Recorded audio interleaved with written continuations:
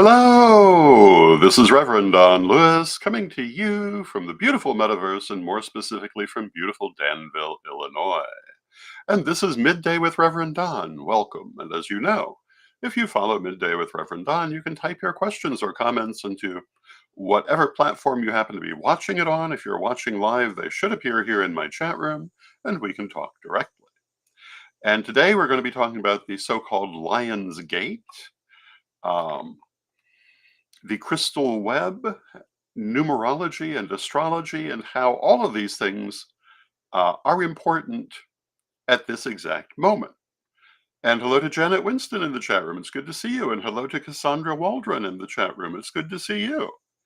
And tonight at 7 p.m.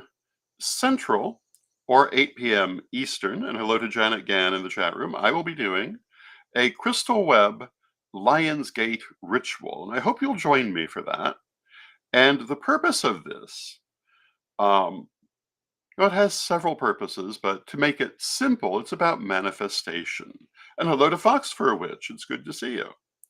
So the Lion's Gate, which is the 8th of August, is considered a particularly propitious day or night for manifestation, largely on the basis of numerology, and also because of the position of the sun in Leo and the position of the star Sirius.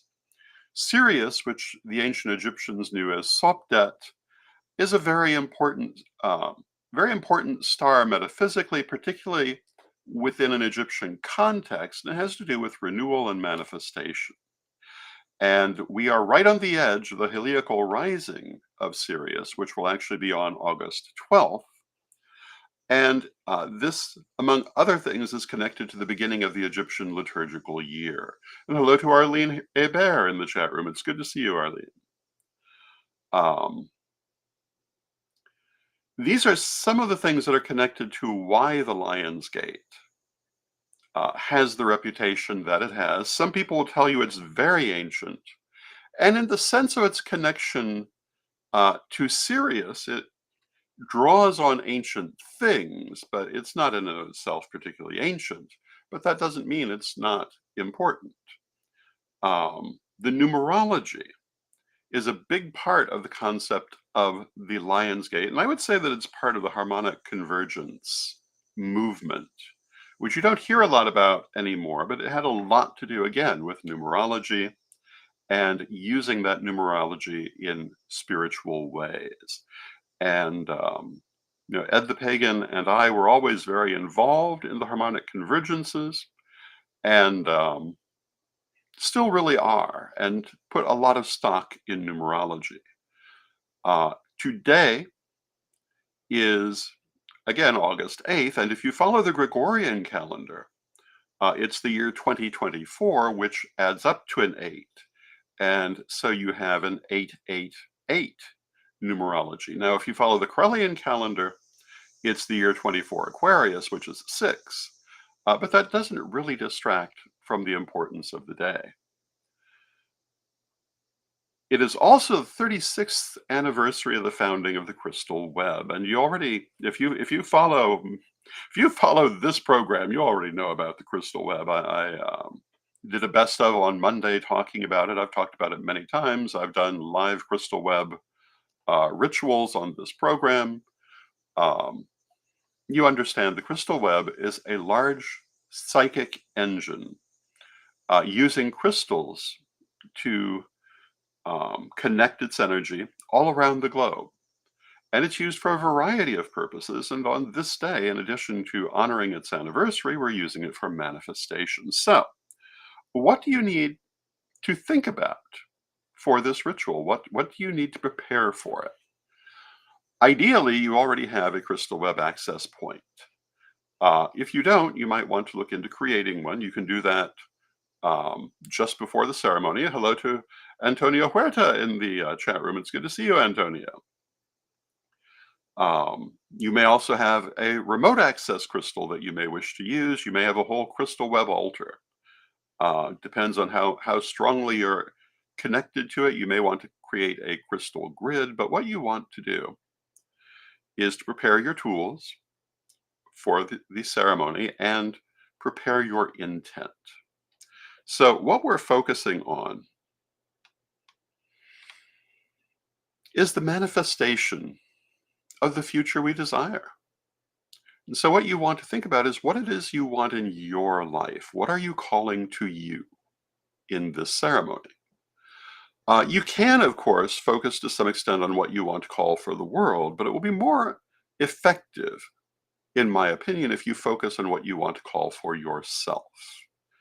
And that can be living in a peaceful world, it can be living in a socially just world. Um, but there'll be so many people taking part in this ceremony and so many different energies that focusing on your personal desires, I think, will be the most effective route since we're not trying to unify the energy, only in the sense of manifestation of what each person is wishing for. And I know for myself, I'm wishing for peace, prosperity, continued growth, security, all of those good things. When we use the crystal web, we are amplifying our own energy and joining it to the energy of many other people. And not only people who are actively involved in the ceremony, the entire web will open for the ceremony. Not every crystal access point still has a person connected to it. Some of those people have passed into spirit, but their access points are still there. They still generate energy. They still help to energize the psychic machine that is the crystal web. Some people have created hundreds of crystal access points. I know that Ed the Pagan certainly has, because everywhere he's gone in these 36 years, he's created new crystal access points. We have people over these 36 years who've created literally thousands of access points. They're all over the earth. And, when you as an individual open your crystal access point to work with the energy of the web, you're tapping into all of that energy. But when the crystal web as a whole is opened, it's a very powerful energy. I remember once we had a particular priestess who was playing a major role in working with the crystal web, but it was also a new role for her. And when she opened the crystal web as a whole, she said she'd never felt such powerful energy. And in fact, had to stop in the middle. It was overwhelming to her, which does not surprise me one little bit. For the ordinary person working with it, you shouldn't be hit with that much energy. You should feel the energy of your crystal access point and the general energy of the web, but the whole thing shouldn't hit you. Um, it should be a powerful experience. I would think not an overwhelming one. Um, but the idea is to open for a ceremony like this, and most of the ceremonies we do with crystal web, to open the entire crystal web and to charge and or direct all of that energy. Now, every month, on the 11th day of the month, we work to cleanse and charge the crystal web through a ceremony. At one time, that was a public ceremony. I believe at present it's being conducted as a private ceremony, but I believe there are plans to return it to a public nature.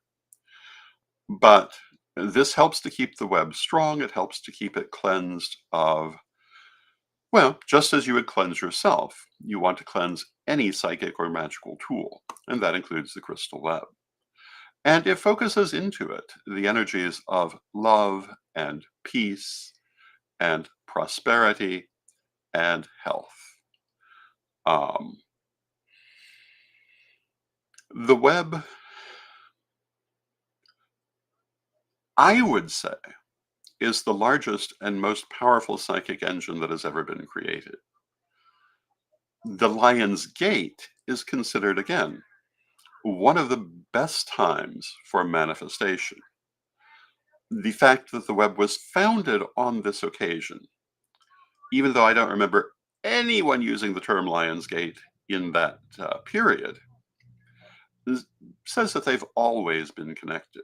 And I want to talk a little bit about the numerology. I mentioned earlier that part of how the Lion's Gate becomes the Lion's Gate is astrological, but a lot of it is numerological. It has to do with that number eight.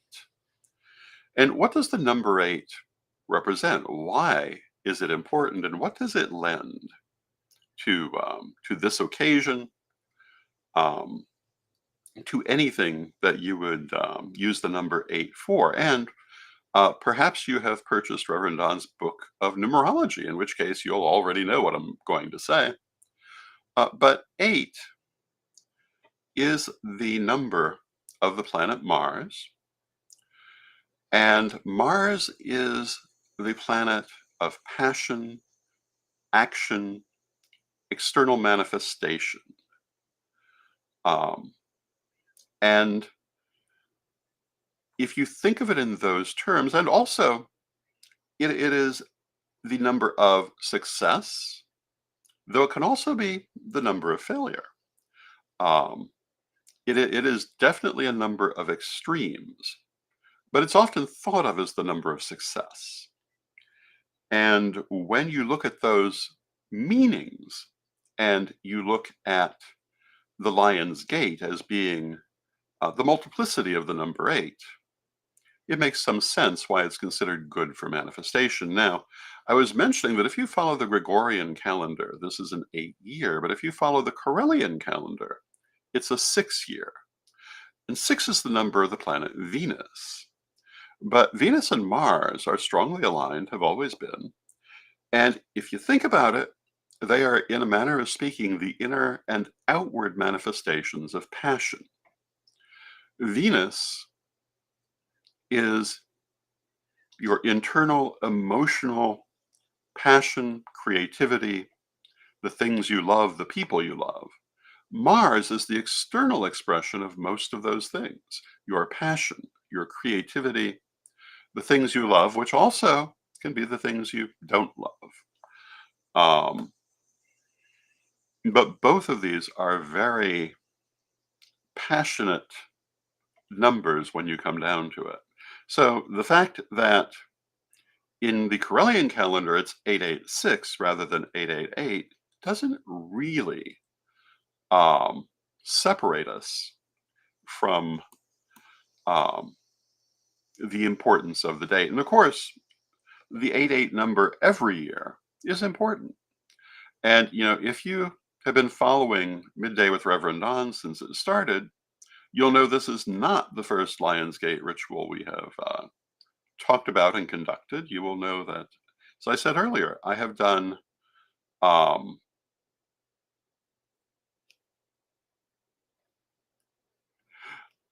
um, done this periodically. Now, hello to Deborah in the chat room. And Deborah has a question. Um, and Deborah says the sun joining with Sirius isn't exactly good. I don't know that I'm in agreement with that. She says, shouldn't we wait until the quote dog days are over? Um, Technically, we do have until 8/11 to do the Lions portal. And yes, I would agree that one of the things about the Lions Gate is that 8/8 is the middle of the period, and it does continue until the 11th. And it is certainly possible to do that. But again, for me and for those people connected to it, it's also the anniversary of the crystal web. And this has always been an important date within the crystal web, separate from the Lion's Gate. And we've come to connect the two. I perceive the star Sirius as being very positive. It is connected to the ancient Egyptian god Anubis, hence why it's called Dog Days. Also connected to the goddess Isis. And in ancient Egypt, it was particularly connected to Isis. So I perceive this as a time of rebirth. This is before the full manifestation. But when you think about it, that's not necessarily a bad time to do your manifestation so that it develops with the heliacal rising of Sirius. That would be my take, but you may disagree, and that's perfectly fine. I have never been of the opinion that everyone must agree with me. And Deborah says, "Okay, Lord Don, thank you so much. I appreciate this a lot. I've gotten confusing messages about it and had to clarify." And yes, I'm sure there are people who hold other points of view. That's perfectly fine. And I was talking about this the other day, yesterday, in fact, when I was talking about stones. When people work with the magical properties of stones, and by the way, my newest book, Reverend Don's book of stones, metals, and crystals, is now available for pre-order. But when they work with stones, they don't always access them in the same way. Many people access stones through color symbolism and color magic, but not everybody does. There are other ways. And if you're accessing them through color symbolism, you're going to have one use for them that may be very different from someone who's accessing them differently. And it's a matter of how you're approaching it. It's very much also the same way that I talk about deity. How you would define deity, in my opinion, depends on what level you're looking at it from. Are deities separate, independent beings? Well, at one level, yes. Are they all one single energy? At another level, yes. And so, by the way, are we. Um, and these things are both true at once. So, yes, I'm sure there are other ways of looking at the connection of the sun and Sirius.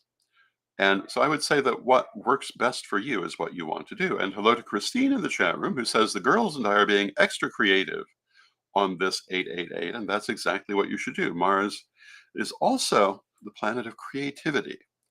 And in traditional astrology, this part is sometimes ignored because people have wanted to focus on the more negative aspects of Mars, but Mars is not inherently negative at all. Neither the deity Mars nor the planet. It's a matter of, again, how you're accessing it. Mars was the god of summer, the god of the growing season, the god of creativity, the god of passion. Now, in the ancient world, that also made him the god of war. And for those people, that became the dominant criteria. But that doesn't mean it's inherently so. It means that's how they saw it.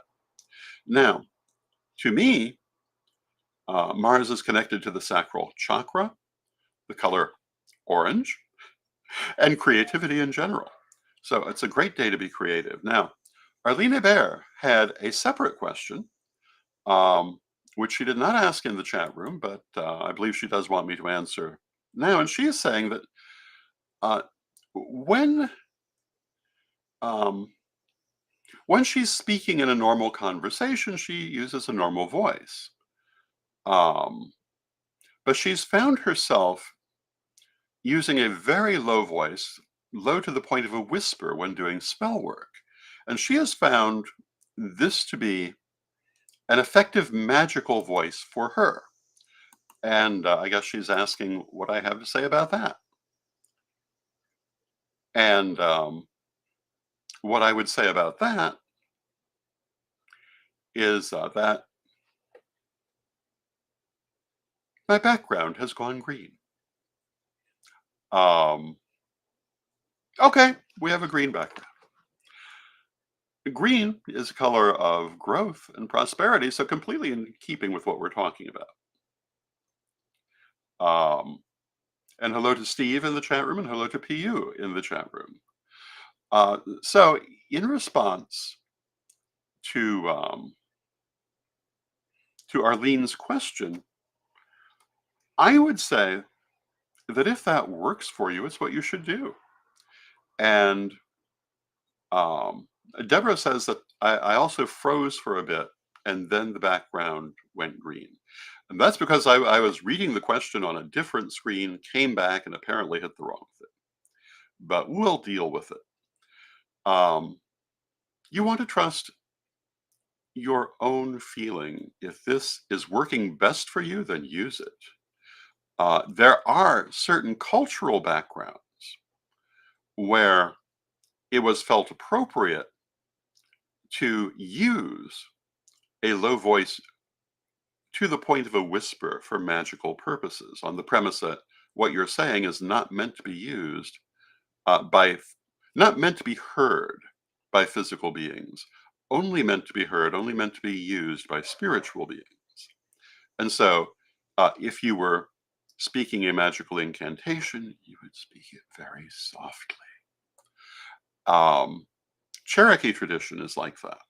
It's not the only one, however. So you may have um, a kind of a past life connection to this, which is making it desirable to you.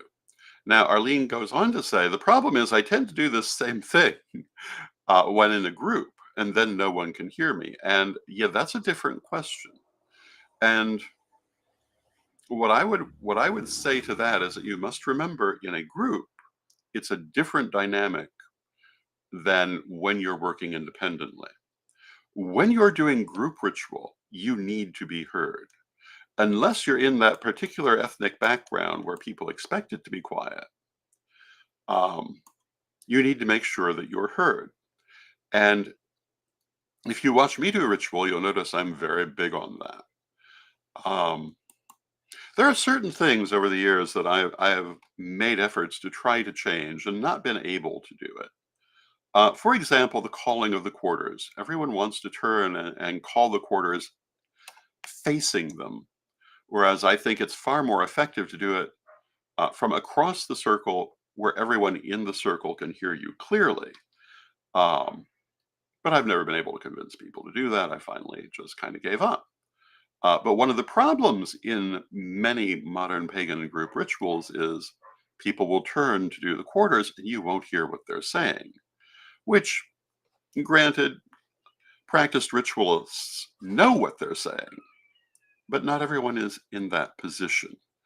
Um, I think it's very important in group ritual to make sure you're being heard. So for Arlene, I would say you simply need to cultivate the difference between these two situations and use the low voice from when you're working independently, but use a more audible voice when you're working with people. Now, Antonio says, I do that in large groups. It's very helpful. It is. It totally is. And hello to Black Crystal in the chat room. It's good to see you. Some of you will remember that I did um,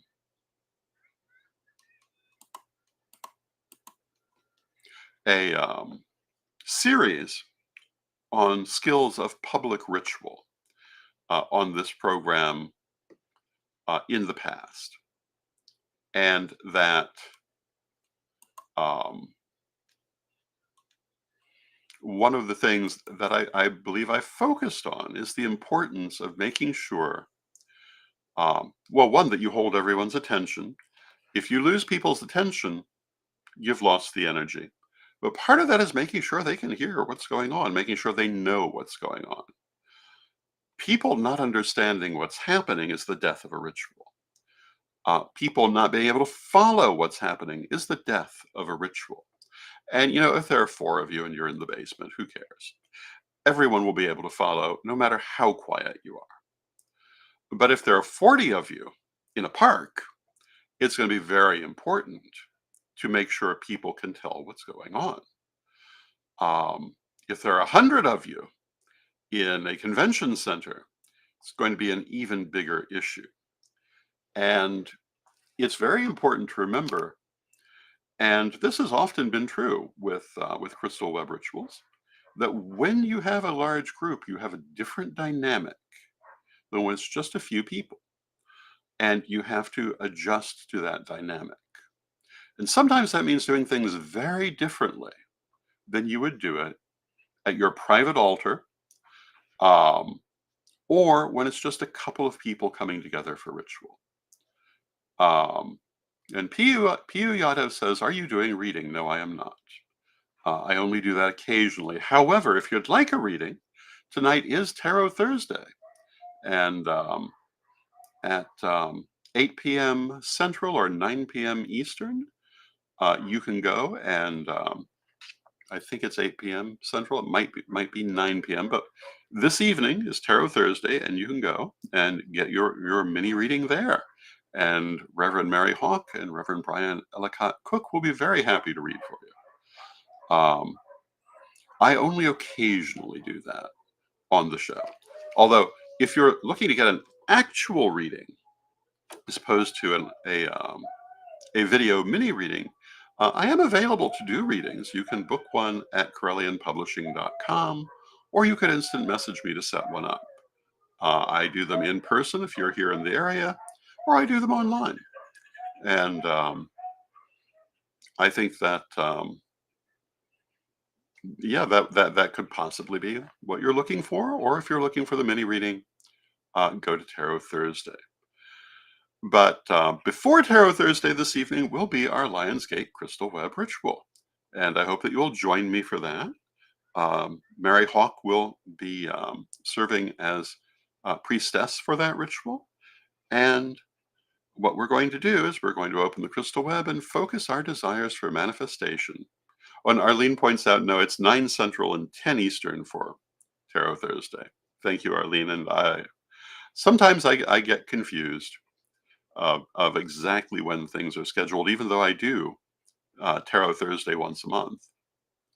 But so many of our things are scheduled for 8 Central and other things for 9 Central that without it in front of me, I just have to remember. But join us tonight for the Lionsgate ritual. And for Deborah, who was saying that she had encountered a different and less positive understanding of the situation, tune in for the ritual and see what you think. See how it feels to you. And, I'm a great believer in the idea that we learn what works by trying different things.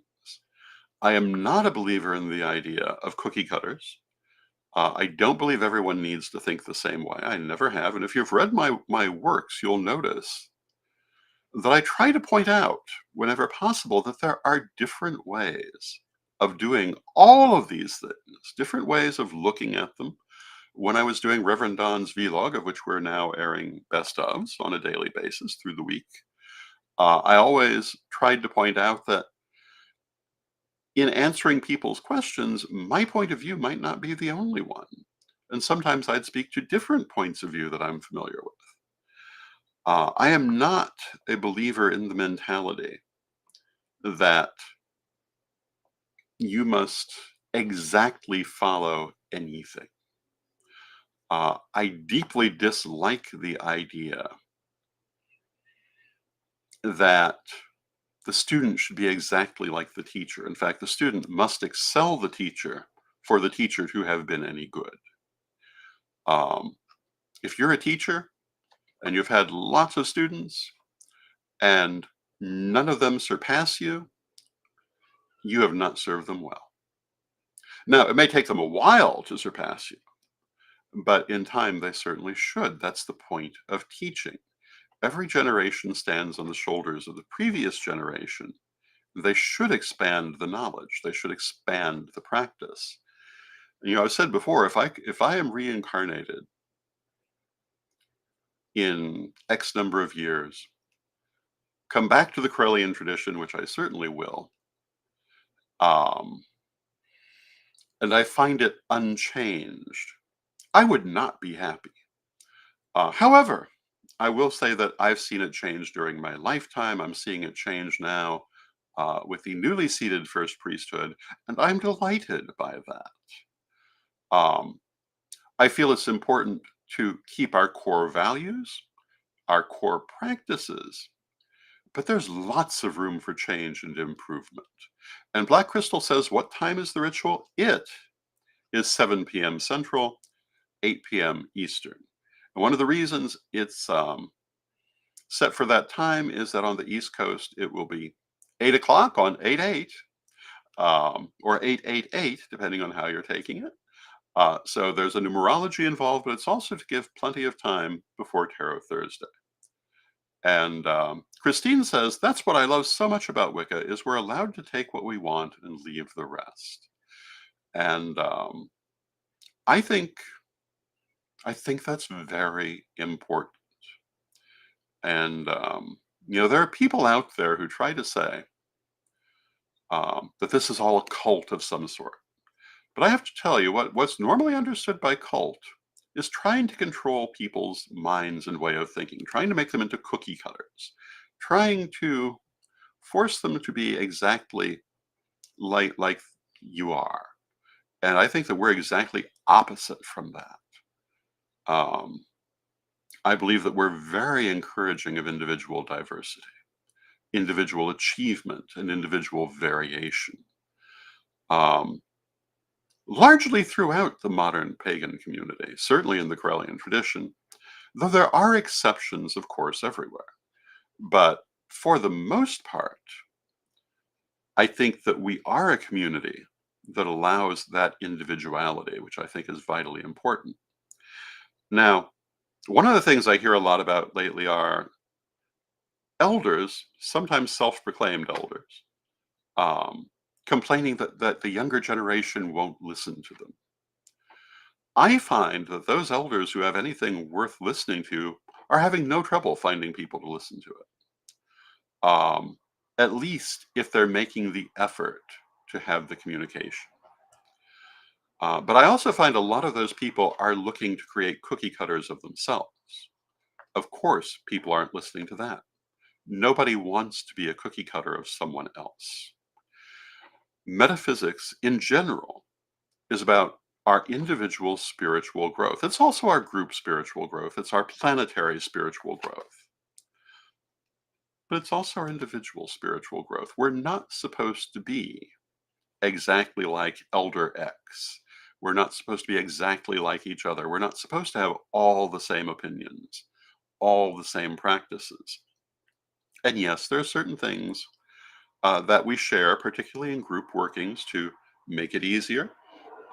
Usually, ideally, because they are the most useful practices. But how we apply this in our personal lives, that's on us.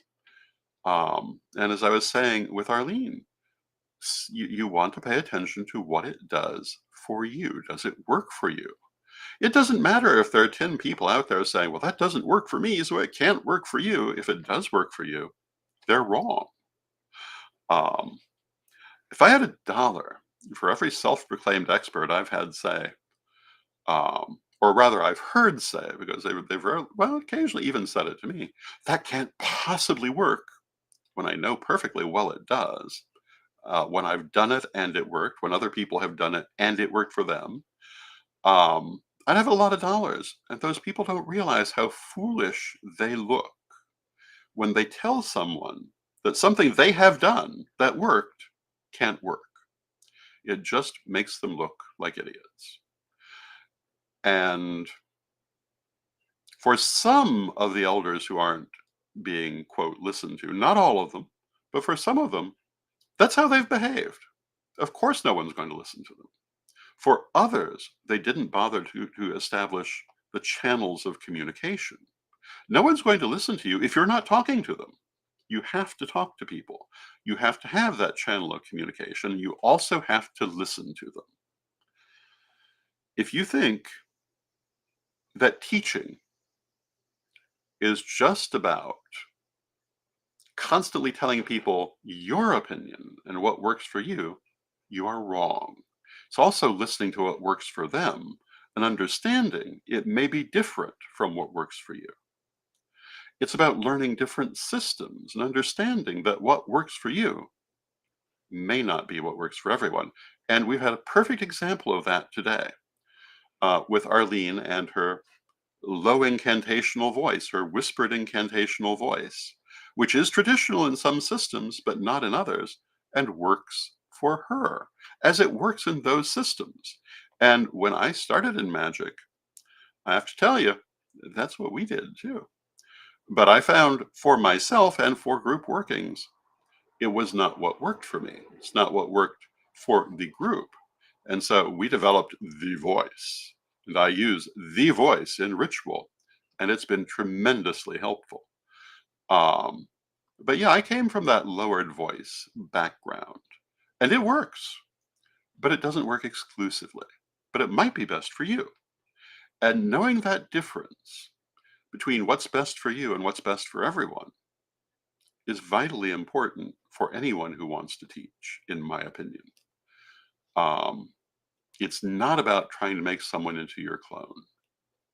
And with that, I've gone over our half hour, but I thought it was important to say those things. And I hope you'll join me tonight for the Lion's Gate ritual. And I hope you'll join Reverend Mary and Reverend Brian for Tarot Thursday. And with that, let us close with our prayer, as we always do. Divine Mother Goddess, Divine Father God, beloved ancestors, we thank you for all that you do for us in our lives, and we ask you to help us to remain always open-minded and tolerant of difference, and mindful of the fact that diversity truly is strength, that there are many ways to achieve any goal, many ways to complete any project, and that we must love our message, not our platform. That we must always look for the best way of doing things if we wish to accomplish them, and help us to find those best ways.